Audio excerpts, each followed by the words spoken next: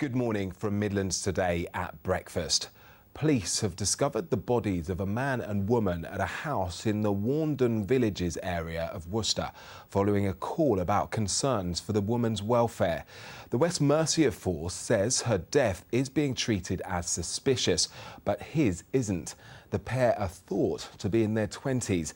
Officers say they're not looking for anyone else in connection with the incident.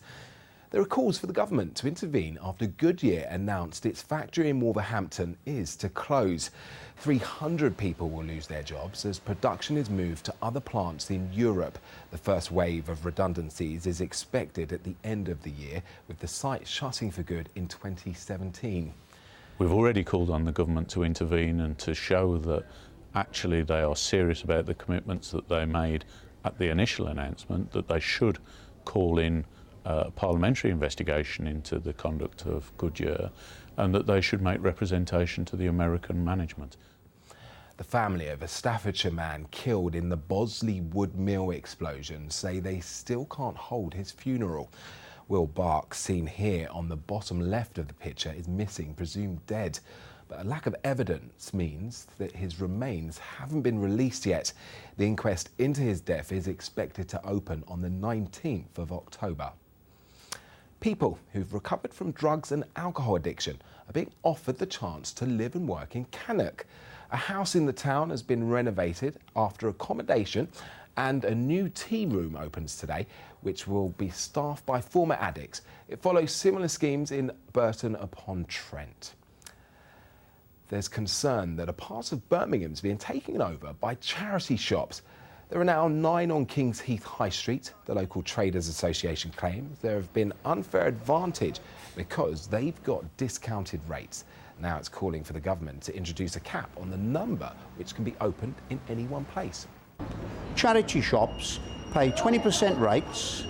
They don't buy anything, everything's given to them. All the staff are volunteers or community service workers, except probably the manageress, and it doesn't give anybody a chance. Traffic is moving pretty well this morning, so let's take a look at the weather with Alex Hamilton. Good morning. Well, it has been a bit of a soggy night across the West Midlands, and we do have a yellow weather warning in place for rain. There could be some difficult driving conditions on the roads. We're looking at some standing water, some spray, that sort of thing, so do take care.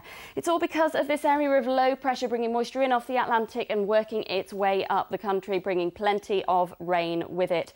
Looking at the detail for this morning, then that rain should start to push its way eastwards as we go throughout the morning. Temperatures not actually faring too badly for the time of year. We're looking at around 14 or 15 degrees Celsius, your high this afternoon.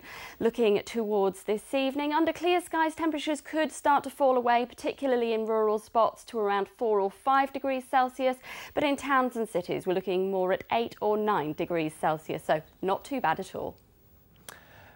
That's all from me for the moment. I'll be back in just under half an hour. Goodbye for now. Specialist